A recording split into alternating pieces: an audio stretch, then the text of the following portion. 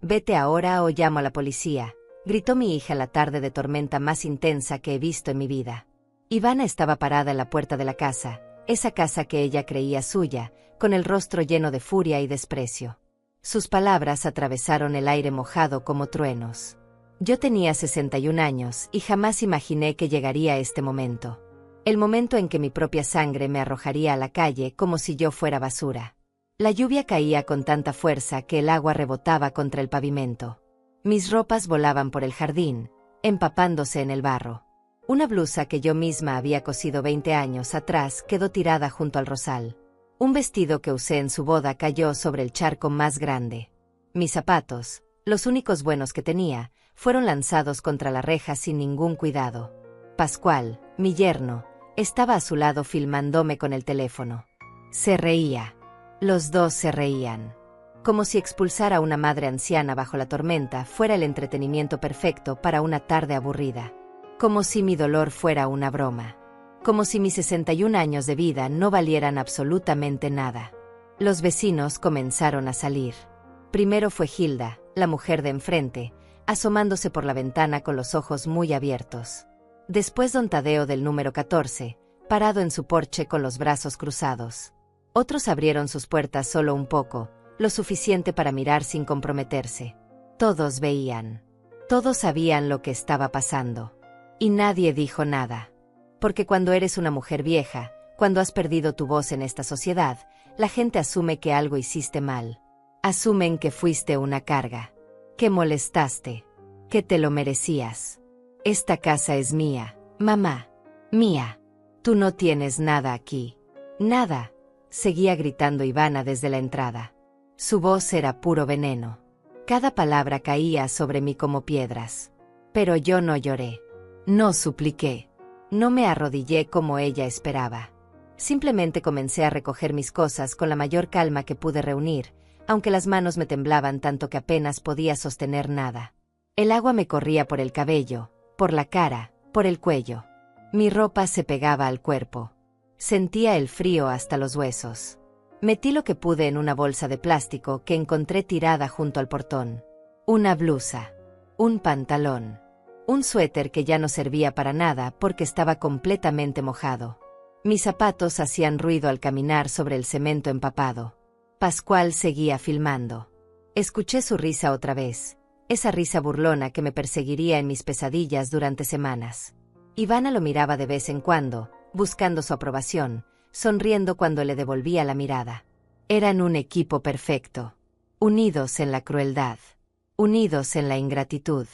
Cuando terminé de recoger lo último, cuando ya no quedaba nada más que rescatar del jardín embarrado, me volteé hacia ellos. Ivana estaba parada en la entrada con los brazos cruzados, el mentón levantado, mirándome como si yo fuera una extraña. Como si no hubiera pasado noches enteras cuidándola cuando tenía fiebre. Como si no hubiera trabajado 3 empleos para pagarle la universidad. Como si no hubiera renunciado a mi propia vida para construir la suya. Entonces yo hice algo que ella no esperaba. Sonreí. Fue una sonrisa pequeña, tranquila, casi dulce. Y dije solo 2 palabras, con una calma que ni yo misma sabía que tenía dentro de mí. Sin problema. Ivana frunció el ceño. Eso la desconcertó. Esperaba lágrimas. Esperaba drama. Esperaba que yo cayera de rodillas y le rogara perdón por haber existido, por haber sido su madre, por haber ocupado espacio en su preciosa casa. Pero no lo hice. Simplemente me di la vuelta y comencé a caminar bajo la lluvia, alejándome de esa puerta, de esa casa, de esa hija que ya no reconocía. El agua seguía cayendo con fuerza. Mis pasos eran lentos pero firmes. No miré atrás. No les di el placer de verme rota. Caminé hasta la esquina, donde llamé un taxi. El conductor me miró extrañado al ver mi estado, pero no preguntó nada. Solo me llevó a un pequeño hotel a 3 kilómetros de distancia. Uno barato, de esos donde no preguntan mucho y aceptan efectivo. Pagué por 3 noches. Subí a la habitación. Cerré la puerta con llave. Y solo entonces, cuando estuve completamente sola, me permití temblar. Me senté en la cama y miré mis manos mojadas, arrugadas, cansadas. Manos que trabajaron toda una vida. Manos que construyeron todo lo que Ivana creía que era suyo. Porque ella no sabía la verdad. Nadie sabía. Ni Ivana. Ni Pascual. Ni siquiera la familia que tanto la adoraba y que me veía como una sombra insignificante. Todos creían la mentira. La mentira de que mi hija había logrado todo sola. La mentira de que esa casa, ese patrimonio, ese futuro brillante, eran fruto de su esfuerzo. Pero yo sabía la verdad. Y esa verdad era mi poder. Saqué mi teléfono del bolso empapado y marqué un número que tenía guardado hacía meses. Un número que esperaba no tener que usar nunca. Un número que representaba el plan que había preparado en silencio, con miedo, con dolor, pero también con determinación. Contestaron al segundo timbre. Licenciada Cristina Morales, dijo la voz profesional al otro lado de la línea. Soy Delia Rosales, respondí con voz firme. Creo que es momento de activar todo lo que hemos preparado. Hubo un silencio breve. Después escuché un suspiro de comprensión. ¿Está segura, señora Delia? Una vez que iniciemos esto, no hay vuelta atrás. Miré por la ventana del hotel. La lluvia seguía cayendo. Pensé en la risa de Pascual. Pensé en los gritos de Ivana. Pensé en mis ropas tiradas en el barro. Pensé en los vecinos mirando sin hacer nada. Pensé en todos los años que sacrifiqué. En todas las veces que me tragué el orgullo. En todas las humillaciones que soporté en silencio. Estoy completamente segura, dije. Hágalo todo. Exactamente como lo planeamos. Perfecto. Mañana por la mañana presentaré los documentos ante el juez. En menos de 72 horas, todo estará en marcha. Colgué el teléfono y lo dejé sobre la cama. Afuera, la tormenta comenzaba a calmarse. El cielo seguía oscuro, pero la lluvia era menos violenta. Me quité la ropa mojada y me metí bajo la ducha caliente del hotel. El agua tibia me recorrió el cuerpo, llevándose el barro, el frío, pero no el dolor. Mientras el vapor llenaba el baño, cerré los ojos y respiré profundo. Algunas horas después, la policía tocaría la puerta de mi hija. Solo que ellos no vendrían a buscarme a mí. Ellos vendrían para arrestar a los criminales que invadieron mi casa.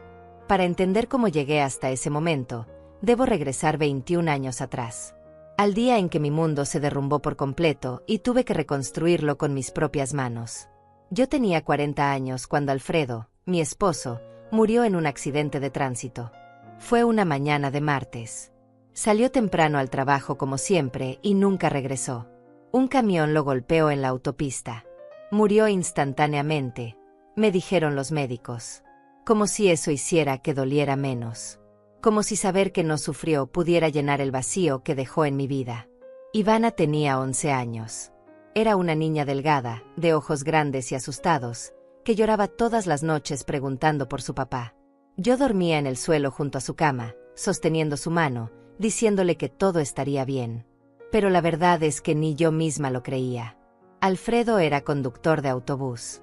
Ganaba lo justo para mantenernos. No teníamos ahorros significativos.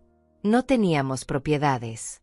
No teníamos nada más que una pequeña renta mensual de $500 que apenas alcanzaba para la comida. La compañía de seguros nos dio $10,000 por su muerte. $10,000 por una vida entera. Por un esposo. Por un padre. Por el hombre que amé desde los 18 años. Todos me decían que usara ese dinero con cuidado. Que lo guardara. Que lo hiciera durar.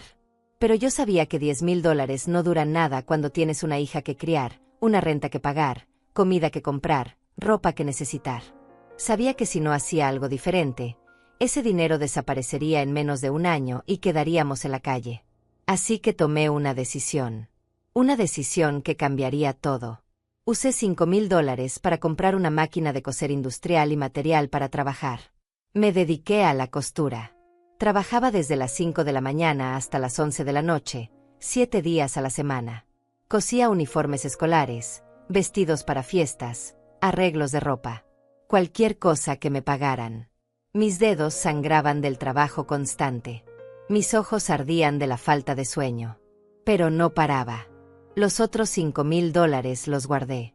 Cada centavo que ganaba cosiendo lo ahorraba también. Vivíamos con lo mínimo. Comíamos frijoles y arroz casi todos los días. No comprábamos ropa nueva. No salíamos a ningún lado. Ivana usaba los uniformes que yo misma le cosía con retazos sobrantes. Todo, absolutamente todo, iba directo a una cuenta de ahorros. La familia de Alfredo me criticaba. Decían que estaba volviendo loca a la niña con tanta pobreza, que debíamos vivir mejor, disfrutar un poco. Pero yo sabía lo que hacía. Yo tenía un plan. Durante 3 años viví así, trabajando sin parar, ahorrando cada dólar posible. Ivana crecía viendo a su madre trabajar hasta el agotamiento. Le expliqué 1000 veces por qué vivíamos así. Le dije que estaba construyendo un futuro para las dos, que todo este sacrificio valdría la pena. Ella asentía, pero en sus ojos veía vergüenza. Vergüenza de nuestra casa pequeña. Vergüenza de su ropa remendada. Vergüenza de tener una madre costurera. Cuando cumplí 43 años, tenía $18,000 ahorrados. Fue entonces cuando vi la oportunidad. Una casa vieja en un barrio modesto estaba en venta por $25,000. El dueño necesitaba vender rápido. Estaba en mal estado, necesitaba reparaciones, pero yo vi su potencial. Pedí un préstamo de $7,000 usando mi máquina de coser y mi historial de trabajo como garantía. El banco casi se ríe de mí. Una viuda costurera pidiendo un préstamo. Pero insistí tanto que finalmente aceptaron, con intereses altísimos. Compré esa casa. La primera propiedad de mi vida. Tenía 43 años y por fin era dueña de algo. Pasé 6 meses arreglándola yo misma. Aprendí a pintar, a reparar grifos, a cambiar enchufes. Contraté ayuda solo para lo esencial. Cada peso importaba. Cuando terminé, la renté por $800 mensuales. Después de pagar la hipoteca del préstamo, me quedaban $300 de ganancia. No era mucho, pero era un inicio. Seguí trabajando en la costura. Seguí ahorrando. Seguí viviendo con lo mínimo. Y 3 años después, compré una segunda propiedad. Luego una tercera. Después una cuarta. Cada propiedad la compraba en mal estado, la arreglaba, la rentaba. El dinero de las rentas lo reinvertía en más propiedades. Ivana tenía 17 años cuando compré la quinta casa. Para entonces, yo ya tenía un ingreso mensual de casi $3,000 solo de rentas. Pero seguíamos viviendo en la misma casa pequeña. Seguíamos cuidando cada centavo. Porque yo sabía que esos $3,000 eran nuestra seguridad. Nuestro futuro. La educación de mi hija. Fue en ese momento cuando tomé la decisión que cambiaría todo. La decisión de la que hoy me arrepiento con cada fibra de mi ser. Ivana había sido aceptada en la universidad para estudiar Derecho. Era brillante, aplicada, tenía sueños enormes. Pero me dijo algo que me rompió el corazón. Me dijo que tenía vergüenza de decir que su mamá era costurera, que sus compañeros se burlaban, que se sentía menos que los demás. Yo quería protegerla de ese dolor. Quería que se sintiera orgullosa. Quería que tuviera lo que yo nunca tuve. Así que hice algo que pensé que era amor, pero que resultó ser mi mayor error. Compré una casa grande, hermosa, en un barrio exclusivo. Costó $150,000. Usé todo lo que había ahorrado como enganche y saqué una hipoteca por el resto. Era una casa de 3 pisos, con jardín amplio, cerca de la universidad. Una casa donde Ivana podría recibir a sus amigos sin vergüenza. Y aquí viene mi error más grande. El error que me perseguiría durante años. Puse la casa a nombre de Ivana. Pensé que así ella se sentiría segura. Que tendría patrimonio propio. Que su futuro estaría garantizado. Le dije que era su casa, que yo solo la había ayudado a conseguirla, que era su recompensa por ser tan buena estudiante. Ivana lloró de felicidad ese día. Me abrazó. Me dijo que era la mejor madre del mundo. Y yo me sentí completa. Sentí que todos los sacrificios habían valido la pena. Pero nunca le dije toda la verdad. Nunca le dije que yo pagaba la hipoteca cada mes con el dinero de mis rentas. Nunca le dije que yo seguía trabajando en la costura para cubrir los gastos. Nunca le dije que esa casa, aunque estaba a su nombre, era producto de 20 años de mi sangre, mi sudor, mis lágrimas. Dejé que ella creyera que lo había logrado por mérito propio. que era su recompensa natural por ser inteligente, que el éxito simplemente llegaba a quienes lo merecían. Y esa mentira que construí por amor, se convirtió en el monstruo que me devoraría años después. Los años en la universidad transformaron a Ivana en alguien que yo ya no reconocía. O tal vez siempre fue así y yo simplemente no quise verlo. Tal vez el monstruo siempre estuvo ahí, esperando el momento perfecto para salir. Al principio todo parecía normal. Ivana estudiaba derecho, sacaba buenas calificaciones, traía amigas a la casa. Yo seguía trabajando en mi pequeño taller de costura que había montado en el sótano. Seguía pagando la hipoteca, los servicios, la comida, todo. Pero ahora lo hacía en silencio, casi escondida, porque Ivana me pidió que no le dijera a nadie que yo era costurera. Mamá, por favor, cuando vengan mis amigas, no menciones en qué trabajas. Di que eres inversionista o algo así, me dijo un día con voz suplicante. Yo acepté. Porque una madre siempre acepta cuando su hija le pide algo. Incluso cuando ese algo es negar tu propia existencia. Las amigas de Ivana llegaban a la casa y me veían como parte del mobiliario. Yo les servía café, les preparaba bocadillos, limpiaba después de sus reuniones. Ellas ni siquiera me daban las gracias. Simplemente asumían que yo era la empleada. Y mi hija nunca las corrigió. Fue durante el tercer año de universidad cuando Ivana conoció a Pascual. Él estudiaba administración de empresas en una universidad privada más cara. Venía de una familia con dinero, o al menos eso aparentaban. Su padre tenía un negocio de importaciones que apenas funcionaba, pero ellos vivían como si fueran millonarios. Pascual era guapo, arrogante, y trataba a todo el mundo con ese desprecio típico de quien cree que nació superior. Desde el primer día que lo vi, supe que era un problema. Pero Ivana estaba enamorada. O más bien, estaba enamorada de la idea de estar con alguien como él. Mamá, Pascual viene de una familia muy importante. Su papá tiene contactos increíbles. Esto puede ser muy bueno para mi carrera, me dijo emocionada. Yo solo asentí. Ya no me pedía mi opinión. Solo me informaba de sus decisiones. Pascual comenzó a quedarse en la casa con más frecuencia. Primero venía a estudiar. Luego se quedaba a cenar. Después empezó a pasar los fines de semana completos. Nunca pidió permiso. Nunca ofreció ayudar con los gastos. Simplemente se instaló como si la casa fuera un hotel de 5 estrellas. Y lo peor de todo es que me trataba como si yo fuera la sirvienta. Me pedía que le preparara el desayuno, que le lavara su ropa, que le planchara sus camisas. Y cuando yo lo hacía, ni siquiera me miraba a los ojos para dar las gracias. Señora Delia, la camisa quedó mal planchada. ¿Puede hacerla de nuevo?, me decía con ese tono condescendiente que me hacía sentir pequeña. Ivana nunca lo defendió. Nunca le dijo que yo era su madre, no su empleada. Se quedaba callada, sonriendo, feliz de tener un novio que la hacía sentir importante. Un día, Pascual y su familia vinieron a cenar a la casa. Eran 6 personas. Su padre, Tadeo Duarte, un hombre gordo con voz fuerte que hablaba de negocios que nunca funcionaban. Su madre, Olga, una mujer delgada y amargada que criticaba todo con la mirada. Sus 2 hermanos, igual de arrogantes que él. Yo preparé la cena completa. Trabajé desde las 2 de la tarde hasta las 7 de la noche cocinando. Hice 3 platos diferentes, postre, bebidas especiales. Puse la mesa con el mantel más bonito que tenía. Encendí velas. Todo perfecto. Cuando la familia de Pascual llegó, Ivana los recibió en la sala como la anfitriona perfecta. Nadie me presentó. Yo simplemente aparecía de la cocina con los platos, los servía, y desaparecía de nuevo. Como un fantasma.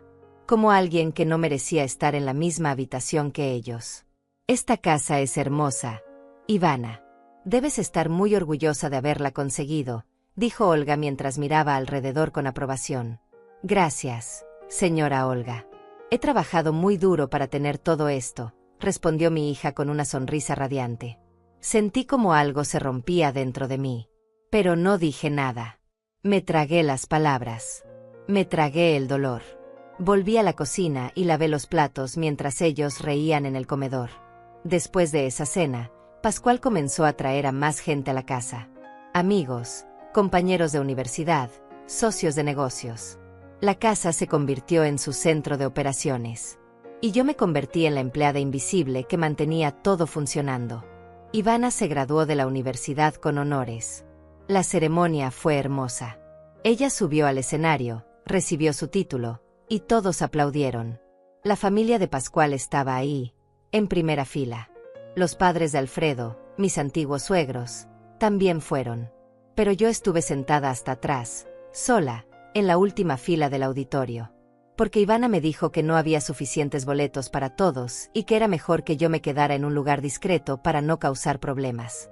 Después de la graduación, hubo una fiesta en la casa. Ivana invitó a más de 50 personas. Yo pasé 3 días preparando todo. Decoraciones, comida, bebidas, música. Gasté más de $2,000 de mi propio dinero. Dinero que salió de las rentas de mis propiedades, de mis costuras, de mi trabajo silencioso. Durante la fiesta, un colega de Ivana se me acercó en la cocina. Era un hombre mayor, tal vez de 50 años, con lentes y aspecto amable. «Disculpe, señora, ¿usted es parte del servicio de catering?», me preguntó. Antes de que pudiera responder, Ivana apareció de la nada.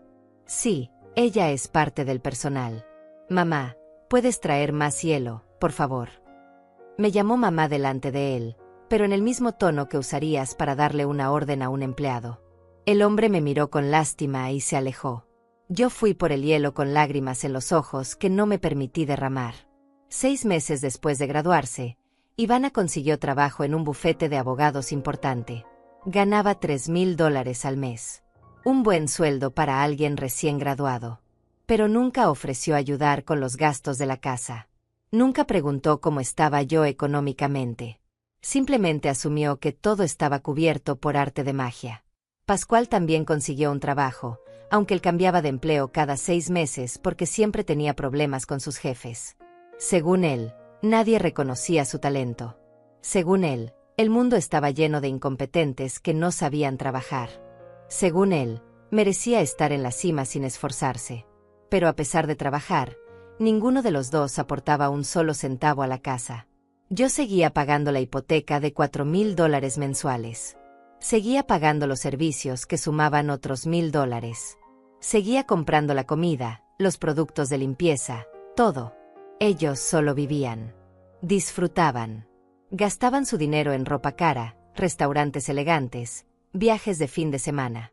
Y yo los veía gastar mientras yo comía lo que sobraba de sus cenas y usaba la misma ropa de hace 10 años. Un año después, Ivana y Pascual se casaron. Fue una boda enorme, con 200 invitados, en un salón de eventos que costó $30,000. Yo pagué todo. Vendí una de mis propiedades para cubrir los gastos. Porque Ivana me dijo que era su día especial y que no podíamos quedar mal frente a la familia de Pascual. El día de la boda, yo estuve en la cocina del salón durante toda la recepción, supervisando que la comida saliera bien, que las mesas estuvieran perfectas, que nada faltara. Apenas bailé una pieza con mi hija. Apenas aparecí en las fotos. Porque según el fotógrafo, yo no coordinaba bien con la paleta de colores que Ivana había elegido para las fotos oficiales. Después de la boda, Pascual se mudó oficialmente a la casa. Y todo empeoró. Después de la boda, la casa dejó de ser un hogar y se convirtió en un campo de batalla silencioso donde yo siempre perdía. Pascual se instaló con todas sus cosas como si fuera el dueño absoluto. Trajo sus muebles, su ropa, su arrogancia. Y mi hija lo permitió todo. Las reglas cambiaron de la noche a la mañana. Ya no podía usar la sala principal porque Pascual decía que mis programas de televisión eran aburridos. Mi habitación, que antes era la segunda más grande de la casa, fue reasignada para convertirla en oficina de Pascual. Me mudaron al cuarto más pequeño, en el 3er piso, el que originalmente era un depósito. Mamá, es que Pascual necesita un espacio profesional para trabajar. Tú entiendes, ¿verdad?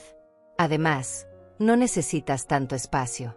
Con una cama y un ropero es suficiente, me dijo Ivana como si estuviera haciéndome un favor. Yo acepté. Siempre aceptaba. Porque tenía miedo.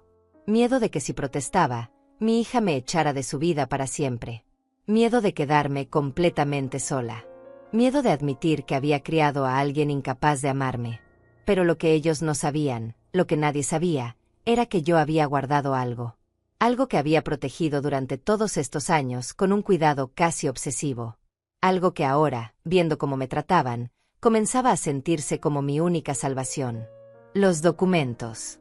Todos los documentos originales estaban guardados en una caja de seguridad en el banco. La escritura de la casa, que aunque estaba a nombre de Ivana, nunca había sido transferida completamente porque faltaba un trámite final que solo yo podía autorizar. Los contratos de las otras 4 propiedades que seguían produciendo rentas y que estaban completamente a mi nombre. Los recibos de todos los pagos de hipoteca que yo había hecho durante años. Los comprobantes de las transferencias bancarias. Todo. Había algo más.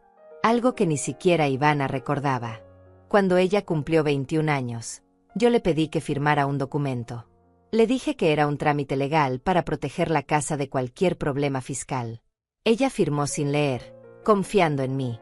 Ese documento era un contrato de comodato con cláusulas muy específicas. La cláusula principal decía que la casa estaba a su nombre, pero bajo la condición de que me tratara con respeto y dignidad mientras yo viviera. Si en algún momento había evidencia de maltrato, abuso verbal o expulsión injustificada, el contrato quedaría anulado y la propiedad revertiría automáticamente a mi nombre.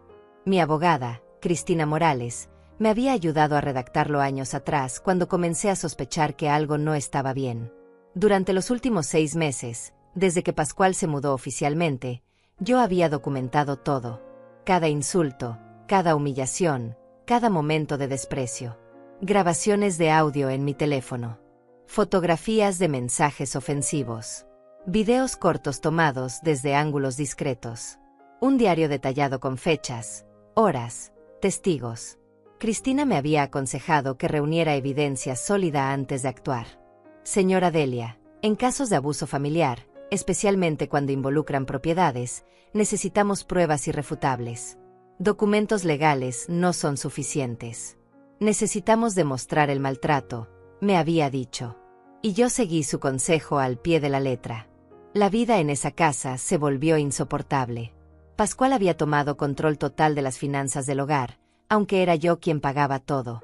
Él revisaba las cuentas, cuestionaba cada gasto que yo hacía, me exigía explicaciones sobre el dinero que gastaba en comida. Delia, ¿por qué gastaste $200 en el supermercado esta semana? Eso es demasiado. Necesitas aprender a administrar mejor, me decía frente a Ivana, quien asentía como si él tuviera razón.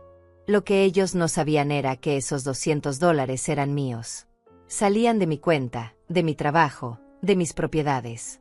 Pero yo no decía nada. Solo grababa cada conversación en mi teléfono que dejaba estratégicamente sobre la mesa de la cocina.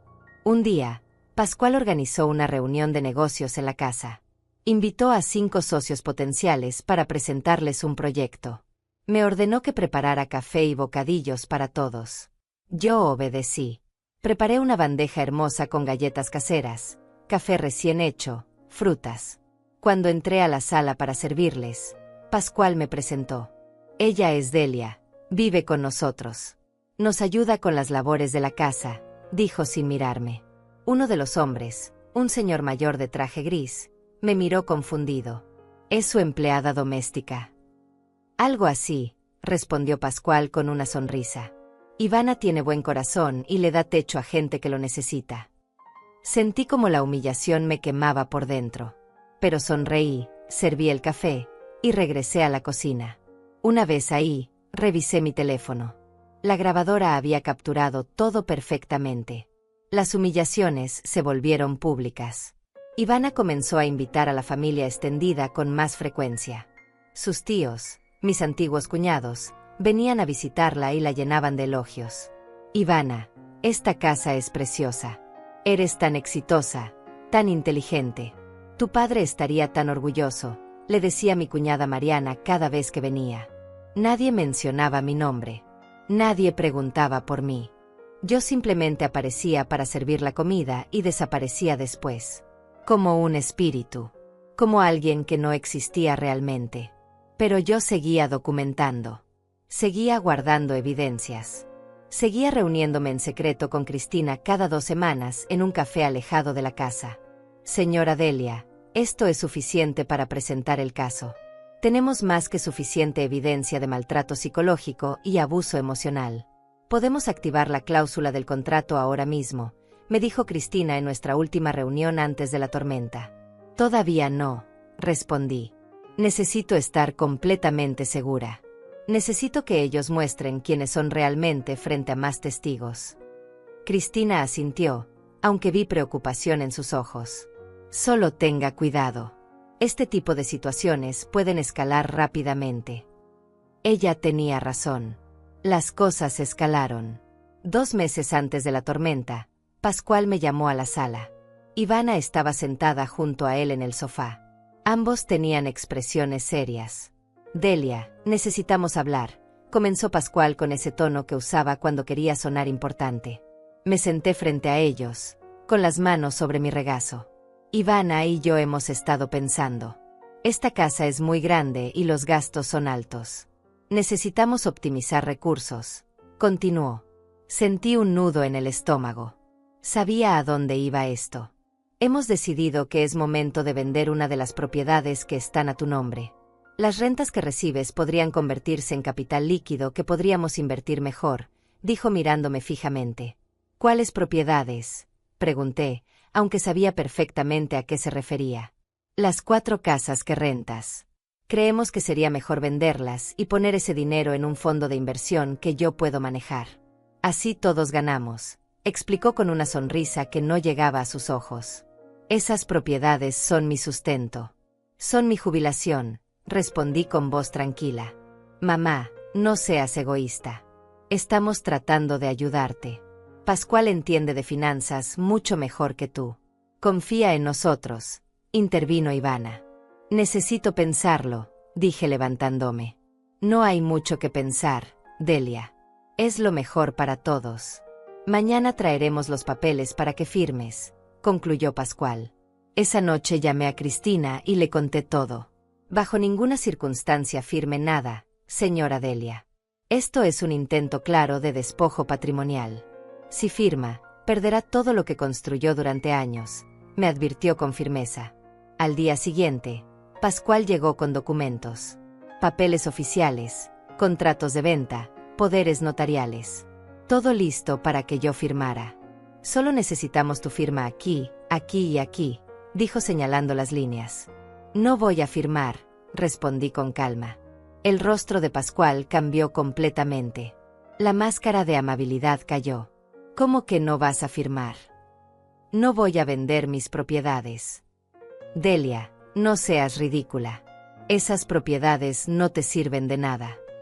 No voy a firmar nada, repetí con voz firme, aunque por dentro sentía como me temblaban las piernas. Pascual tiró los documentos sobre la mesa con violencia. El ruido hizo eco en toda la sala. Ivana, que hasta ese momento había permanecido callada, se levantó del sofá con el rostro rojo de furia. Mamá, ¿qué te pasa? Estamos tratando de ayudarte y tú siempre pones problemas, gritó con una voz que nunca le había escuchado antes. No necesito esa ayuda, respondí tratando de mantener la calma. Claro que la necesitas. Eres una vieja que no sabe nada de finanzas. ¿Qué vas a hacer con esas casas? ¿Crees que puedes manejarlas para siempre? Eres un desastre, mamá. Siempre lo has sido. Las palabras de mi hija me atravesaron como cristales. Pascual se acercó a mí con pasos lentos, intimidantes. Se paró frente a mí, mirándome desde arriba con desprecio absoluto. Escúchame bien, Delia. Vas a firmar esos papeles tarde o temprano. Porque aquí tú no tienes voz ni voto. Esta es la casa de Ivana. Estas son nuestras decisiones.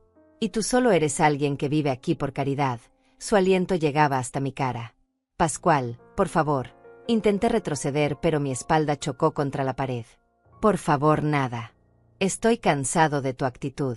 Cansado de que te comportes como si fueras dueña de algo. No eres dueña de nada. ¿Me escuchas? Nada. Escupió las palabras con odio. Ivana no lo detuvo. Se quedó parada junto al sofá, con los brazos cruzados, viendo cómo su esposo me acorralaba contra la pared. Su silencio fue peor que cualquier insulto. Logré escapar hacia mi cuarto. Cerré la puerta con seguro y me quedé ahí durante horas, temblando. Saqué mi teléfono y escuché la grabación que había capturado. Cada palabra quedó registrada perfectamente. Cada amenaza. Cada insulto. Le envié el archivo a Cristina por mensaje. Esto es abuso verbal y intimidación. Ya podemos proceder legalmente cuando usted lo decida, me respondió en minutos. Pero yo todavía no estaba lista. Necesitaba que el mundo viera quiénes eran realmente. Necesitaba testigos. Necesitaba que ellos mismos se destruyeran frente a todos. Los días siguientes fueron de tensión constante. Pascual no me hablaba, solo me miraba con odio cada vez que nos cruzábamos en la casa. Ivana había adoptado la misma actitud. Me trataban como si fuera invisible, excepto cuando necesitaban algo. Delia, prepara la cena para 8 personas. Vienen invitados, me ordenaba Pascual como si yo fuera su empleada. Yo obedecía. Cocinaba, servía, limpiaba. Pero mi teléfono siempre estaba cerca, grabando cada interacción, cada orden, cada desprecio. Una tarde, mientras limpiaba la sala, escuché a Ivana hablando por teléfono en el balcón. No sabía que yo estaba cerca. Sí, tía Mariana, ya no sé qué hacer con ella. Mamá se está volviendo imposible. No quiere cooperar con nada. Pascual dice que tal vez deberíamos pensar en llevarla a una residencia para ancianos, decía mi hija con un tono casual, como si estuviera hablando del clima. Sentí como el mundo se detenía. Una residencia para ancianos. Querían deshacerse de mí completamente. No, no está enferma ni nada. Es solo que ya no encaja aquí. La casa es nuestro espacio, y ella está siempre en medio. Además, necesitamos ese cuarto que usa para convertirlo en gimnasio, continuó Ivana. Grabé cada palabra. Cada sílaba de esa conversación quedó guardada en mi teléfono. Esa noche no pude dormir. Me quedé despierta mirando al techo, pensando en cómo había llegado hasta aquí. En cómo la bebé que amamanté, la niña que cuidé cuando tenía fiebre, la joven a quien le pagué la universidad, se había convertido en esta persona que planeaba encerrarme en una residencia. A la mañana siguiente, Pascual entró a la cocina mientras yo preparaba el desayuno. No me saludó. Solo se sentó y comenzó a revisar su teléfono. Necesito que firmes estos papeles hoy, dijo arrojando un sobre amarillo sobre la mesa. ¿Qué papeles son?, pregunté. Un poder notarial. Ivana y yo necesitamos acceso completo a todas tus cuentas bancarias para ayudarte a administrar mejor tu dinero. Obviamente no sabes hacerlo tú sola, respondió sin levantar la vista de su teléfono. Abrí el sobre. Efectivamente, era un poder notarial amplísimo. Si firmaba eso, ellos tendrían control total sobre todo mi patrimonio. Sobre mis cuentas. Sobre mis propiedades. Sobre mi vida entera. No voy a firmar esto, dije dejando el sobre la mesa. Pascual levantó la vista lentamente. Sus ojos tenían un brillo peligroso. Perdón. Que no voy a firmarlo. Se levantó tan rápido que la silla cayó hacia atrás con estruendo. Caminó hacia mí con los puños cerrados. Por un momento pensé que me golpearía, pero se detuvo a centímetros de mi cara. Eres una malagradecida. Después de todo lo que Ivana ha hecho por ti. Le dio una casa, un techo, comida.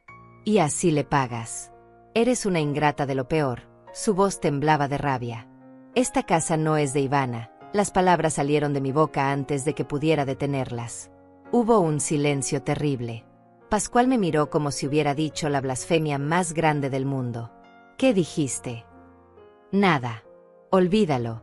Traté de retroceder. No, no, no. Repite lo que dijiste. Me agarró del brazo con fuerza. Me estás lastimando. Intenté soltarme. Repítelo. Apretó más fuerte. Pascual, suéltala. Ivana entró a la cocina en ese momento. Él me soltó bruscamente. Yo caí contra el fregadero, golpeándome la cadera. El dolor fue intenso, pero no grité. No iba a darles ese placer. Tu madre acaba de decir que esta casa no es tuya. ¿Puedes creerlo? Está completamente loca, le dijo Pascual a Ivana. Mi hija me miró con una mezcla de confusión y desprecio. Mamá, ¿qué estás diciendo? Claro que esta casa es mía. Está a mi nombre. Ahora resulta que estás inventando cosas. Yo solo dije que comencé a explicar. Que nada. Ya estoy cansada de esto. Cansada de tus dramas, de tu actitud, de todo, me interrumpió Ivana. Tal vez deberíamos acelerar lo de la residencia, sugirió Pascual. Tal vez sí. Claramente mamá está empezando a tener problemas mentales. Dice cosas sin sentido, respondió mi hija. Me quedé callada. Dejé que pensaran lo que quisieran. Pero en mi mente ya estaba tomando la decisión final. Ya era suficiente. Ya no podía soportar más. Esa tarde, mientras ellos salieron a comer con amigos, llamé a Cristina. Necesito que prepare todo. Quiero que active el plan completo. Ya no puedo más, le dije con voz firme. ¿Está completamente segura, señora Delia? Una vez que iniciemos esto, no hay vuelta atrás. Ellos van a intentar defenderse. Va a ser una batalla legal, me advirtió. Estoy segura. Más segura que nunca en mi vida. Bien. Voy a presentar los documentos mañana temprano. Necesito que me envíe todas las grabaciones y evidencias que tiene. Todo, dijo Cristina con tono profesional. Pasé toda la noche transfiriendo archivos. Videos, audios, fotografías, documentos escaneados. Todo lo que había recopilado durante meses. Cada humillación documentada. Cada insulto grabado. Cada desprecio fotografiado. Eran las 3 de la mañana cuando terminé de enviar el último archivo. Me senté en mi cama y miré alrededor de ese cuarto pequeño que me habían asignado. Un cuarto que antes era un depósito. Un cuarto donde guardaban cosas que ya no servían. Igual que yo para ellos. Pero ellos estaban a punto de descubrir algo. Que las cosas que creen inservibles a veces son las más valiosas. Y que la mujer vieja a la que despreciaban tenía más poder del que jamás imaginaron. El evento que cambiaría todo para siempre ocurrió 3 días después. Ivana había organizado una cena de cumpleaños. No para mí, por supuesto. Mi cumpleaños había pasado 2 meses atrás, sin que nadie lo recordara. Esta cena era para celebrar el cumpleaños de Pascual. 35 años de mediocridad que debían festejarse como si fuera la coronación de un rey. Ivana invitó a 20 personas. La familia de Pascual completa. Algunos amigos de la universidad. Colegas del bufete donde ella trabajaba. Incluso invitó a mis cuñados, Mariana y Elías, quienes llegaron con regalos caros y sonrisas falsas. Yo pasé 2 días preparando todo. Decoraciones, comida para 20 personas, bebidas, pastel. Gasté más de $1000 de mi propio dinero. Dinero que salió de las rentas de mis propiedades, esas propiedades que ellos querían que vendiera. La tarde de la cena, mientras terminaba de cocinar, Ivana entró a la cocina con un vestido elegante. Se veía hermosa. Por un momento, vi a la niña que fue. La niña que me abrazaba y me decía que era su heroína. Pero esa niña ya no existía. Mamá, cuando lleguen los invitados, quiero que permanezcas en la cocina. No quiero que andes por ahí interrumpiendo las conversaciones, me dijo sin mirarme a los ojos. Ni siquiera puedo saludar, pregunté con un nudo en la garganta. Es mejor que no. La gente viene a pasarla bien, no a lidiar con situaciones incómodas, respondió ajustándose el collar. ¿Situaciones incómodas? Soy tu madre, Ivana. Ya lo sé, mamá. Pero también sé que últimamente has estado rara. Diciendo cosas extrañas. No quiero que avergüences a Pascual en su cumpleaños, dijo y salió de la cocina antes de que pudiera responder. Me quedé ahí parada, con las manos temblando sobre el fregadero. Respiré profundo. Saqué mi teléfono y lo coloqué en un lugar estratégico de la cocina, grabando. Luego puse otro teléfono pequeño, uno viejo que había comprado específicamente para esto, escondido en la sala con vista completa al comedor. Los invitados comenzaron a llegar. Escuchaba sus voces desde la cocina. Risas, saludos, felicitaciones para Pascual. Yo servía los platos, los llevaba al comedor, y regresaba sin que nadie me dirigiera la palabra. Era como un fantasma sirviendo fantasmas. En un momento, Mariana, mi cuñada, entró a la cocina supuestamente a buscar más vino. Delia, qué gusto verte. Casi no sales a saludar, dijo con esa voz dulce y venenosa que siempre usaba. Ivana prefiere que me quede aquí, respondí sin voltear a verla. Ah, entiendo. Bueno, Es su casa. Ella pone las reglas, dijo sirviéndose vino. Por cierto, me contó que estás teniendo algunos problemitas. Ya sabes, de memoria, cosas de la edad. Me volteé a verla. Sonreía con suficiencia. No tengo ningún problema de memoria. Claro, claro. Eso es lo que todos dicen al principio. Mi mamá también negaba que estaba mal antes de que tuviéramos que internarla. Fue muy triste, pero necesario, dijo tomando un sorbo de vino. Ivana está haciendo lo correcto al cuidarte. Es una hija ejemplar. Salió de la cocina dejándome con la sangre hirviendo. Ahora entendía todo. Ivana estaba preparando el terreno con la familia, haciéndoles creer que yo estaba perdiendo la razón. Así, cuando decidieran encerrarme en algún lugar, nadie haría preguntas. Pero ella no sabía que cada palabra de esa conversación había quedado grabada. La cena transcurrió entre risas y brindis. Desde la cocina escuchaba cómo todos felicitaban a Pascual por su éxito, por su inteligencia, por su futuro brillante. Nadie mencionaba que había cambiado de trabajo 4 veces en 2 años. Nadie mencionaba que Ivana era quien realmente pagaba todas las cuentas con su sueldo. Cuando llegó el momento del pastel, Ivana me llamó. Mamá, trae el pastel. Lo llevé con cuidado. Era un pastel de 3 pisos que había tardado horas en decorar. Lo coloqué en el centro de la mesa. Todos comenzaron a cantar el cumpleaños feliz. Pascual soplaba las velas con una sonrisa de oreja a oreja. Me quedé parada a un lado, esperando poder regresar a la cocina. Pero entonces Tadeo, el padre de Pascual, levantó su copa. Quiero hacer un brindis por mi hijo. Por su éxito, por su hermosa esposa, y por esta casa magnífica que han construido juntos. Son el ejemplo perfecto de lo que se puede lograr con trabajo duro y dedicación, dijo con voz fuerte. Todos levantaron sus copas. Todos brindaron. Y algo dentro de mí se rompió definitivamente. Esta casa no la construyeron ellos. Las palabras salieron de mi boca antes de poder detenerlas. El silencio fue inmediato. Todos me miraron como si hubiera dicho algo obsceno. Pascual dejó su copa sobre la mesa lentamente. Ivana me miraba con ojos enormes, rojos de vergüenza y furia. Mamá, cállate, susurró entre dientes. Pero yo no me callé. Algo en mi interior se había liberado. 20 años de silencio explotando en un solo momento. Esta casa la construí yo. Con mi trabajo. Con mi dinero. Después de que el padre de Ivana murió y me dejó sola con una niña de 11 años. Mi voz temblaba, pero no me detuve. Delia, ya basta, dijo Pascual levantándose de su silla. Trabajé 3 empleos durante años. Ahorré cada centavo. Compré propiedades. Las arreglé con mis propias manos. Y compré esta casa para darle un futuro a mi hija. Todo esto es mi trabajo. No de ella. Mío. Sentía las lágrimas rodando por mis mejillas, pero no me importó. Ivana se puso de pie tan rápido que su silla cayó hacia atrás. ¿Cómo te atreves? ¿Cómo te atreves a arruinar esta noche con tus mentiras? Gritó con el rostro deformado por la rabia. No son mentiras. Sí lo son. Esta casa está a mi nombre. Es mía. Yo la conseguí. Yo trabajé para tenerla, seguía gritando mientras los invitados nos miraban incómodos.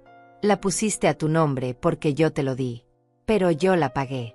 Cada mensualidad. Cada servicio. Todo. Mi voz era más firme ahora. Pascual caminó hacia mí con pasos furiosos. Me agarró del brazo con violencia. Escúchame bien, vieja loca. Vas a subirte a tu cuarto ahora mismo y vas a quedarte callada. Ya causaste suficiente daño. Me arrastraba hacia las escaleras. Suéltame.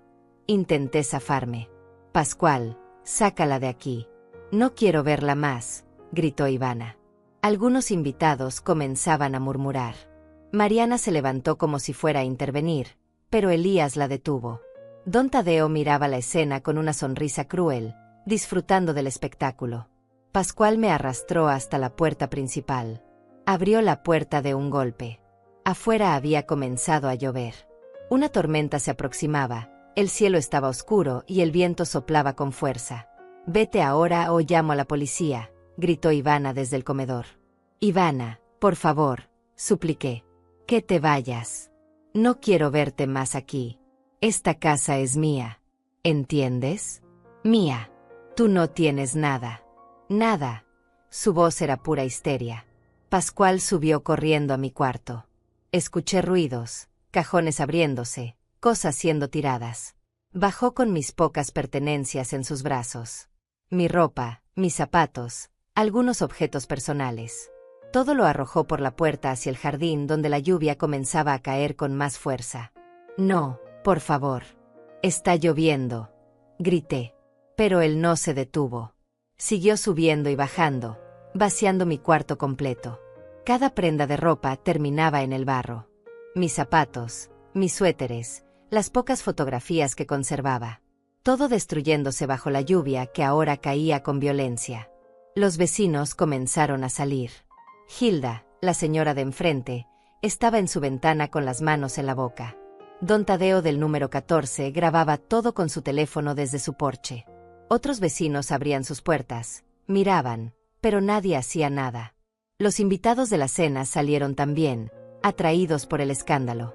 Se quedaron en el porche, bajo techo, viendo cómo me expulsaban bajo la tormenta como si fuera basura. Comencé a recoger mis cosas empapadas. Mis manos temblaban del frío y del shock. La lluvia me calaba hasta los huesos. Mi ropa se pegaba a mi cuerpo. Apenas podía ver por el agua que corría por mi cara. Pascual sacó su teléfono y comenzó a filmarme. Se reía. Esa risa cruel, burlona, inhumana. La risa de Pascual resonaba por encima del sonido de la lluvia. Me filmaba mientras yo recogía mis pertenencias del barro, como si mi humillación fuera el mejor entretenimiento del mundo. Los invitados seguían en el porche, algunos con copas de vino aún en las manos, viendo el espectáculo sin hacer nada. Miren a la loca. Dice que la casa es suya, gritó Pascual hacia los invitados, provocando algunas risas nerviosas. Ivana estaba parada en la puerta con los brazos cruzados, el rostro duro como piedra. No había ni una pizca de duda en sus ojos. No había remordimiento. Solo desprecio puro. Logré meter lo que pude en 2 bolsas de plástico que encontré junto a la reja. La mayoría de mi ropa estaba arruinada. El agua seguía cayendo con tanta fuerza que apenas podía mantener los ojos abiertos. Mis zapatos chapoteaban en los charcos de barro. Cuando terminé de recoger lo último, me volteé hacia la casa una vez más. Hacia esa casa que yo había comprado con 20 años de trabajo. Hacia mi hija que me miraba como si fuera una extraña indeseable. Hacia todos esos testigos que nunca olvidarían esta noche. Y entonces hice lo mismo que había hecho 3 días atrás. Sonreí. Una sonrisa tranquila, serena, casi dulce. Sin problema, dije con voz clara a pesar de la lluvia. Ivana frunció el ceño. No esperaba esa reacción. Esperaba lágrimas, esperaba que me derrumbara, que suplicara. Pero yo simplemente tomé mis bolsas y comencé a caminar bajo la tormenta. «Y no vuelvas», gritó Pascual detrás de mí. «Esta casa es de Ivana. Siempre lo fue. Tú no eres nadie aquí». No volteé. No respondí. Simplemente seguí caminando hasta la esquina donde llamé el mismo taxi de la vez anterior. El conductor me reconoció. «Señora, ¿otra vez? ¿Qué está pasando?», preguntó con genuina preocupación. «Solo lléveme al hotel, por favor», respondí con voz cansada. Durante el trayecto, saqué mi teléfono. Tenía varios mensajes de Cristina. Ella había visto las noticias de la tormenta y estaba preocupada. Le escribí un mensaje simple. «Actívelo todo. Ahora». Su respuesta llegó en segundos. «Entendido. Los documentos ya están presentados ante el juez. La orden debería estar lista mañana por la mañana. ¿Está usted bien?». «Estaré bien cuando esto termine», respondí. Llegué al hotel empapada, temblando, exhausta. La recepcionista me miró con lástima, pero no hizo preguntas. Subí a la habitación y dejé caer las bolsas mojadas en el suelo. Me quité la ropa empapada y me metí bajo la ducha caliente. El agua tibia me recorría el cuerpo mientras yo procesaba lo que acababa de pasar. La humillación pública. Las risas. Los testigos. Todo había sido grabado no solo por Pascual, sino también por don Tadeo y probablemente otros vecinos. Mi humillación estaba documentada para siempre. Pero ellos no sabían que eso era exactamente lo que yo necesitaba. Testigos. Evidencia pública. Prueba irrefutable del maltrato. Ahora no era solo mi palabra contra la de ellos. Ahora el mundo entero había visto quiénes eran realmente. Salí de la ducha y revisé mi teléfono. Los 2 dispositivos que había dejado grabando en la casa habían capturado todo. Cada insulto. Cada grito. La violencia con la que Pascual me arrastró. Las palabras de Ivana. Todo estaba ahí, en video de alta calidad. Envié todos los archivos a Cristina. Ella me llamó inmediatamente. Señora Delia, esto es oro legal. Con estas grabaciones, más los testimonios de los vecinos que presenciaron todo, más el contrato de comodato que firmó Ivana, más los documentos de propiedad originales, el caso es absolutamente sólido. Su voz sonaba emocionada, profesional. ¿Cuánto tiempo tardarán?, pregunté. El juez ya revisó los documentos preliminares esta tarde. Está indignado. Me dijo que va a expedir la orden esta misma noche. Mañana a primera hora, la policía irá a la casa con la orden de desalojo temporal y notificación de fraude patrimonial, explicó. ¿Fraude patrimonial? Sí. Ivana ha estado viviendo en una propiedad que legalmente sigue bajo su control a través del contrato de comodato. Ese contrato especificaba claramente que la condición para que ella mantuviera el uso de la propiedad era tratarla con respeto y dignidad. Ella violó ese contrato de manera flagrante y pública. Además, el intento de hacerla firmar poderes notariales bajo coacción constituye intento de despojo patrimonial. Son delitos graves. La voz de Cristina era firme. Sentí como algo se aflojaba en mi pecho. Después de tantos años soportando, después de tanto dolor silencioso, finalmente alguien me estaba defendiendo. Alguien estaba peleando por mí. ¿Y las otras propiedades?, pregunté. Esas están completamente a su nombre y siempre lo han estado. Nadie puede tocarlas. De hecho, los ingresos de esas propiedades demuestran que usted ha sido financieramente independiente todo este tiempo. Eso fortalece aún más el caso, respondió. ¿Qué pasará mañana exactamente? La policía llegará con una orden judicial. Le notificarán a Ivana y Pascual que deben desalojar la propiedad de manera temporal mientras se resuelve el caso. Se les informará que hay una investigación abierta por maltrato a persona mayor y intento de fraude patrimonial. Los documentos originales de la propiedad serán presentados. Y la verdad saldrá a la luz frente a todos los que estuvieron presentes esta noche, explicó Cristina con satisfacción en la voz. Puedo estar ahí. No solo puede, debe estar ahí. Usted es la denunciante y la legítima propietaria. La policía la escoltará de regreso a su casa. A su casa, señora Delia. Porque eso es lo que es. Su casa. Las palabras de Cristina me hicieron llorar. Lloré durante horas esa noche. Lloré por los años perdidos. Por la hija que creí tener y que nunca existió realmente. Por el amor que di sin recibir nada a cambio. Por todas las veces que me tragué el orgullo y acepté migajas. Pero también lloré de alivio. Porque finalmente, después de tanto tiempo siendo invisible, alguien me veía. Alguien reconocía mi dolor. Alguien me defendía. A las 6 de la mañana sonó mi teléfono. Era Cristina. La orden está lista. La policía pasará por usted al hotel a las 9 en punto. Prepárese, señora Delia. Hoy empieza su nueva vida, dijo. Me levanté, me duché, me puse la mejor ropa que había logrado salvar de la tormenta. Me miré al espejo. Tenía 61 años. Arrugas alrededor de los ojos. Canas en el cabello. Manos marcadas por años de trabajo. Pero por primera vez en mucho tiempo, me vi a mí misma realmente. Vi a una mujer fuerte. Una sobreviviente. Una luchadora. A las 9 en punto exactas, 2 patrullas se estacionaron frente al hotel. Bajé con mi bolsa pequeña. Cristina estaba ahí también, con su portafolio lleno de documentos. Me abrazó. ¿Lista?, preguntó. Más que lista, respondí. El trayecto hasta la casa fue silencioso. Yo miraba por la ventana viendo pasar las calles que conocía tan bien. Las calles donde había trabajado durante años. Donde había construido mi vida. Donde había criado a mi hija. Cuando llegamos a la casa, había ya varios vecinos afuera. La noticia de lo que había pasado la noche anterior se había esparcido. Hilda estaba en su jardín, fingiendo regar las plantas, pero claramente esperando ver qué pasaba. Don Tadeo estaba en su porche con su café, observando. Otros vecinos se asomaban por las ventanas. Los policías bajaron primero. Eran 4 oficiales. 2 hombres, 2 mujeres. Todos con expresiones serias. El oficial mayor, un hombre de unos 50 años con cabello gris, se acercó a mí. «¿Señora Delia Rosales?», preguntó con respeto. «Sí, soy yo», respondí. «Tenemos una orden judicial de desalojo temporal y notificación de investigación. ¿Está lista para proceder?». Miré hacia la casa. Las cortinas de la sala se movieron ligeramente. Sabía que Ivana y Pascual estaban adentro. Probablemente habían visto las patrullas.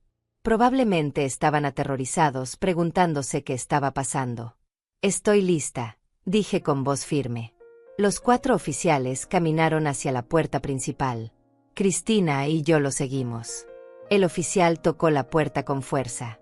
«Policía, abran la puerta». Hubo silencio por unos segundos. Después escuchamos pasos apresurados. La puerta se abrió. Pascual apareció despeinado, en pijama, con ojos de no haber dormido bien. «¿Qué pasa, oficiales?», tartamudeó. «¿Pascual Duarte?», preguntó el oficial. «Sí».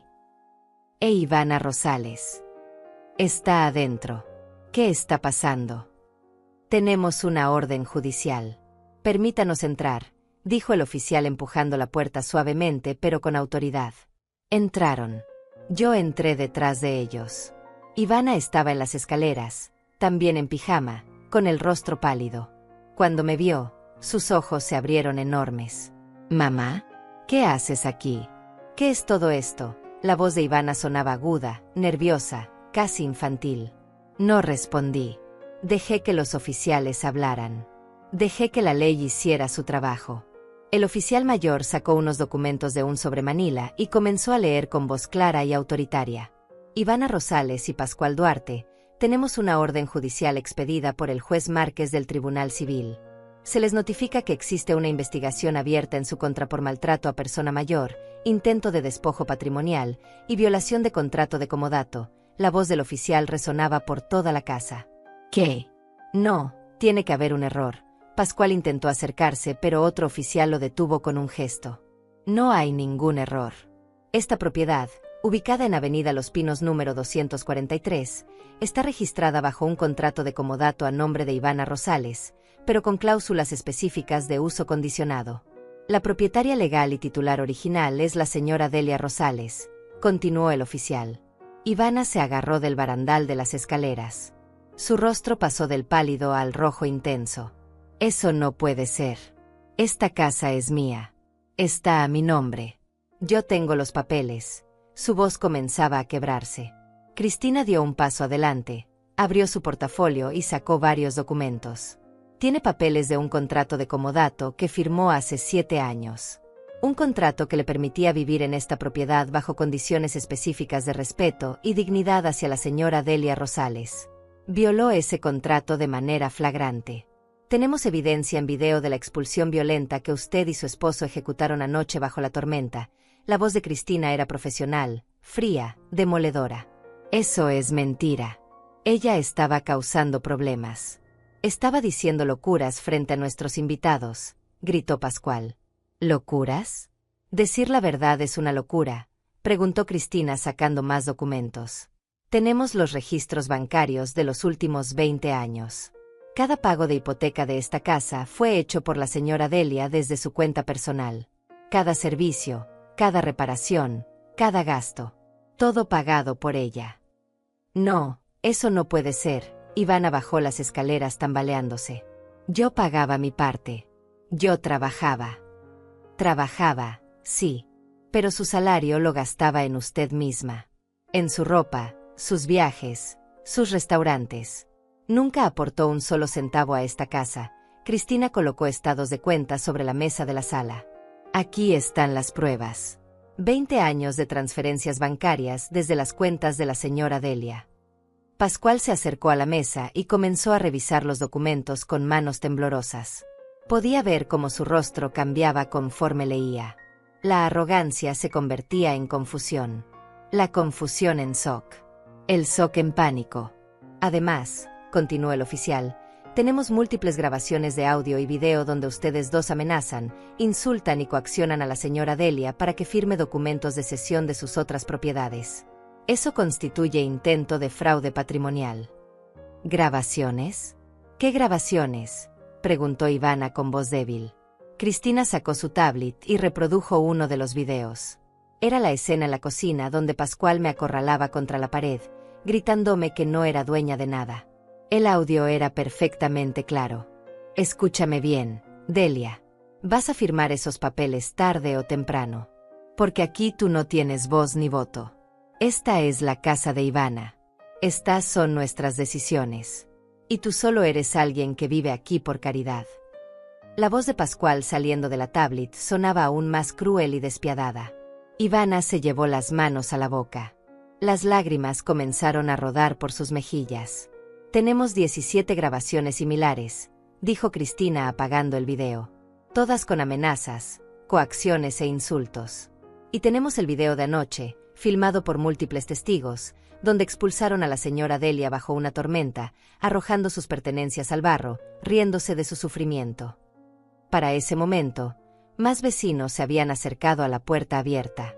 Hilda estaba ahí, con las manos en el pecho. Don Tadeo también. La señora Lidia del número 20. Otros 5 o 6 vecinos más. Todos escuchando. Todos viendo cómo la verdad salía a la luz. Por lo tanto, continuó el oficial mayor, se les ordena desalojar esta propiedad de manera temporal mientras se desarrolla la investigación legal. Tienen 2 horas para recoger sus pertenencias esenciales. El resto de sus cosas permanecerán en la propiedad bajo custodia hasta que el juez determine la resolución final. No pueden hacer esto. Esta es mi casa, gritó Ivana con histeria. Yo vivo aquí. Yo crecí aquí. Esta casa pertenece legalmente a la señora Delia Rosales, respondió el oficial con firmeza. Usted vivía aquí bajo un permiso condicional que violó. Ahora debe retirarse. Pascual explotó. Su rostro se puso rojo de furia. Esto es absurdo. Es una conspiración. Esta vieja manipuladora nos tendió una trampa, señaló hacia mí con el dedo. Di un paso adelante. Era la primera vez que hablaba desde que había entrado a la casa. No fue una trampa, Pascual. Fue justicia. Durante años ustedes me humillaron, me despreciaron, me trataron como basura. Asumieron que por ser vieja, por ser callada, por amarlos, yo era estúpida. Pero no lo era. Solo estaba documentando cada uno de sus abusos. Esperando el momento correcto. Mi voz era tranquila pero firme. ¿Cómo pudiste hacernos esto? Sollozó Ivana. Soy tu hija. Tu hija. Y tú eres mi madre, respondí sintiendo como algo se quebraba en mi interior. Pero me trataste peor que a una empleada. Me hiciste invisible. Negaste mi existencia frente a tus amigos. Intentaste robarme lo que construí con 20 años de trabajo. Me arrojaste a la calle bajo la tormenta. Y me preguntas cómo pude hacerte esto. Las lágrimas corrían por mi rostro, pero mi voz no temblaba. Yo te di todo. Mi juventud, mi fuerza, mi vida entera. Trabajé hasta sangrar para que tú tuvieras un futuro. Y tú me pagaste con desprecio. Continué. Pero yo no sabía, intentó decir Ivana. No sabías porque nunca preguntaste. Nunca te importó saber. Asumiste que todo lo que tenías era por tu propio mérito. Que tu éxito era solo tuyo. Que yo era solo un estorbo que soportabas por lástima. La interrumpí. El silencio en la sala era absoluto. Los oficiales nos miraban con expresiones que mezclaban profesionalismo con humanidad. Los vecinos en la puerta no se atrevían ni a respirar fuerte. Tienen 2 horas, repitió el oficial. Recojan sus cosas y retírense. Si no lo hacen voluntariamente, procederemos a escoltarlos por la fuerza. Pascual intentó protestar una vez más, pero otro oficial lo tomó del brazo con firmeza. Señor, le sugiero que coopere. Ya tiene suficientes cargos en su contra. No añada resistencia a la autoridad. Ivana subió las escaleras corriendo, sollozando. Pascual la siguió lanzándome miradas de odio puro. Los escuchamos en el segundo piso, abriendo cajones, tirando cosas, discutiendo entre ellos. Cristina se acercó a mí y puso su mano en mi hombro. «Está bien, señora Delia». Asentí, aunque temblaba de pies a cabeza. No era fácil. Nada de esto era fácil. Pero era necesario. Los vecinos comenzaron a entrar, poco a poco. Hilda se acercó a mí con lágrimas en los ojos. «Señora Delia, yo no sabía. Si hubiera sabido la verdad, habría hecho algo. Lo que le hicieron anoche fue terrible. Todos lo vimos», dijo tomando mi mano. Don Tadeo también se acercó. «Tengo el video de anoche completo. Si lo necesita para el caso, se lo puedo dar. Lo que ellos le hicieron no tiene nombre». Uno por uno, los vecinos se presentaron. Ofrecieron testimonios. Ofrecieron apoyo. Ofrecieron disculpas por no haber intervenido antes. La comunidad que había sido testigo silencioso de mi humillación ahora se convertía en mi red de apoyo. 40 minutos después, Ivana y Pascual bajaron con 4 maletas grandes. Sus rostros estaban hinchados de tanto llorar. Pascual seguía furioso pero derrotado. Ivana no podía ni mirarme a los ojos. Cuando llegaron a la puerta, Ivana se detuvo. Se volteó hacia mí. Por un momento vi un destello de la niña que fue. «Mamá, yo», comenzó a decir. «No», la interrumpí. «No tienes nada que decirme ahora. Tuviste años para decirme que me amabas. Años para tratarme con respeto. Años para agradecer lo que hice por ti. Elegiste no hacerlo. Elegiste humillarme. Ahora vive con esa elección». Ivana salió de la casa llorando. Pascual la siguió arrastrando las maletas con furia contenida. Los vecinos los vieron partir en silencio. Nadie les ofreció ayuda. Nadie les mostró simpatía. La verdad había salido a la luz y ahora todos sabían quiénes eran realmente. Cuando las patrullas se fueron y la casa quedó finalmente vacía, me quedé parada en medio de la sala. Mi sala. Mi casa. El lugar que había construido con 20 años de sacrificio y que casi pierdo por amor mal entendido. Cristina se quedó conmigo esa tarde, ayudándome a procesar todo. Me explicó los siguientes pasos legales, los plazos, las audiencias. Pero también se sentó conmigo en el sofá y simplemente me dejó llorar. Porque aunque había ganado, aunque había recuperado mi dignidad, el dolor seguía ahí. El dolor de saber que mi propia hija me había traicionado de la manera más cruel posible. 3 días después, Ivana intentó llamarme. No contesté.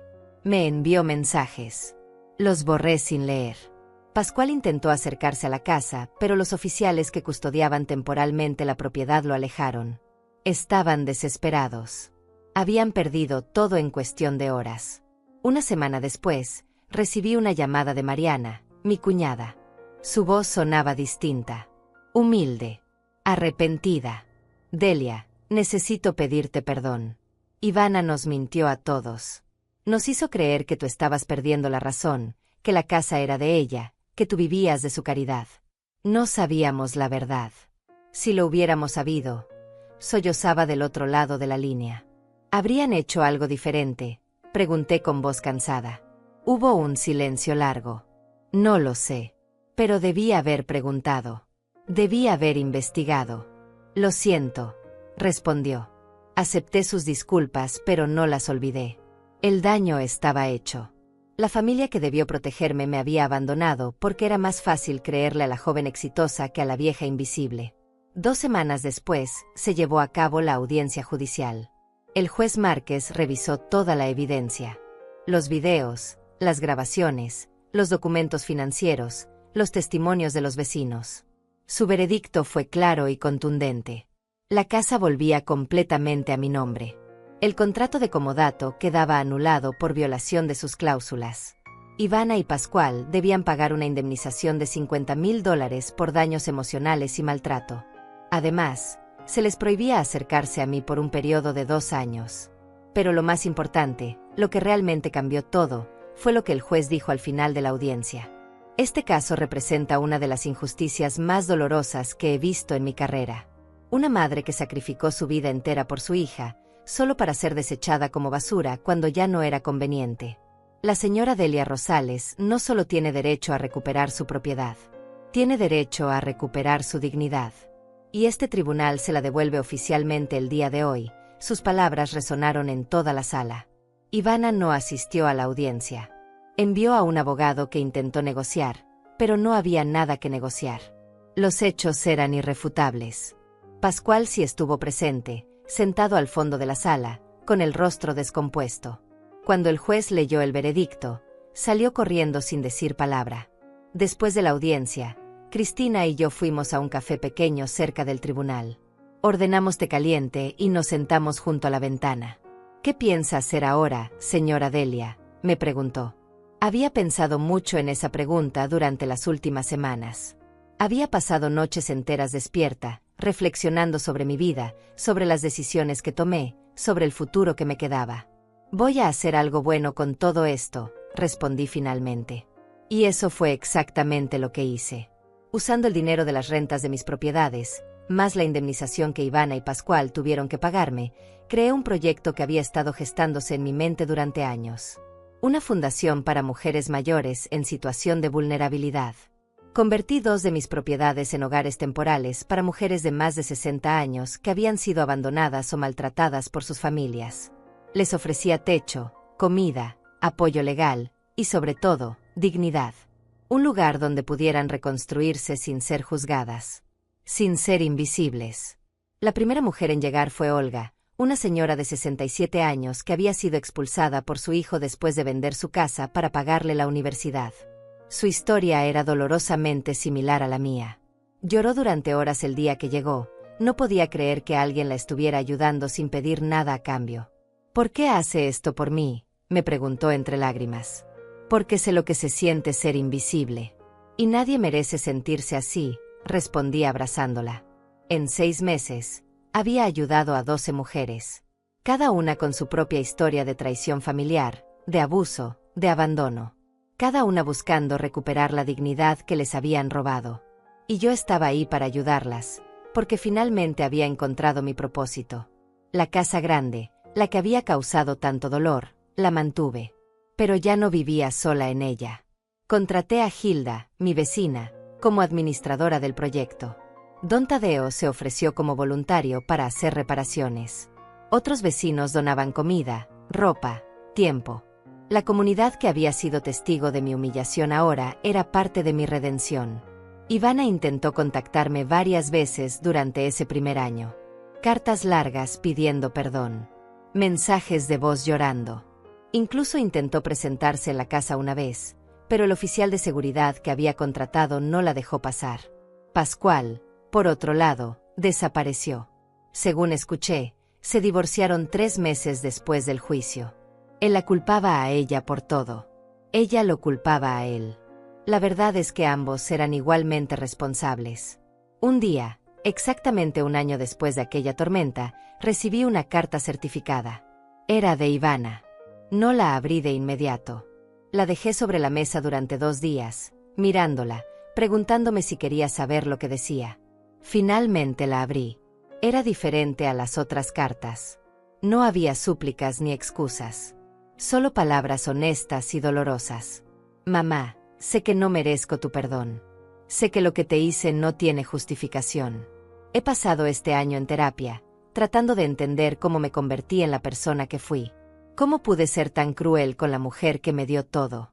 No tengo respuesta. Solo sé que estaba tan obsesionada con aparentar éxito, con demostrarle al mundo que era importante, que perdí de vista lo que realmente importaba. Perdí de vista el amor. Perdí de vista la gratitud. Te perdí a ti. No te pido que me perdones. No te pido que vuelvas a mi vida. Solo quiero que sepas que finalmente entendí. Entendí que todo lo que soy, todo lo que tengo, todo lo que logré, fue gracias a ti. Y que destruí eso por orgullo y estupidez. Ojalá pueda algún día ser la mitad de la mujer que tú eres. Te amo, aunque ya no tenga derecho a decírtelo. Ivana». Leí la carta 3 veces. Lloré con cada lectura. Porque a pesar de todo, a pesar del dolor y la traición, seguía siendo mi hija. Y el amor de madre no se borra, Aunque se rompa, aunque duela, aunque todo parezca perdido. No respondí la carta. No todavía. Tal vez algún día. Tal vez cuando el tiempo haya sanado las heridas más profundas. Tal vez cuando pueda mirarla sin sentir el dolor de aquella noche bajo la tormenta. Pero ese día no había llegado aún. Mientras tanto, seguí adelante con mi vida. Con mi proyecto. Con mi propósito. Cada mujer que ayudaba era una pequeña victoria contra la injusticia. Cada sonrisa que lograba arrancarles era una prueba de que la dignidad puede recuperarse. De que nunca es tarde para defenderse. De que ser vieja no significa ser inútil o invisible. En mi cumpleaños número 62, las 12 mujeres del proyecto me organizaron una fiesta sorpresa. Decoraron la casa con flores, cocinaron mi comida favorita, me cantaron las mañanitas. Olga me regaló un cuadro que había pintado. Era un retrato mío, pero no como me veía en el espejo. Me pintó como ella me veía. Fuerte, digna, hermosa. Usted nos salvó a todas, dijo con lágrimas en los ojos. Nos devolvió la vida. No, respondí abrazándola.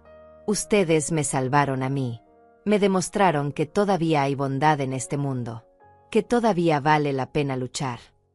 Esa noche, sola en mi habitación, miré por la ventana hacia el jardín donde una vez mis ropas fueron arrojadas al barro. Donde una vez fui humillada frente a todos. Ese jardín ahora estaba lleno de flores que Olga y las otras mujeres habían plantado. Flores que crecían donde antes solo había dolor. Y entendí algo importante. A veces la vida te arranca todo para enseñarte quién eres realmente. A veces tienes que perderlo todo para encontrar tu verdadero valor.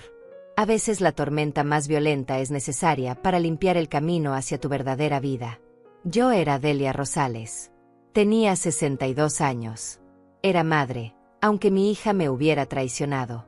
Era mujer fuerte, aunque el mundo intentó hacerme sentir débil.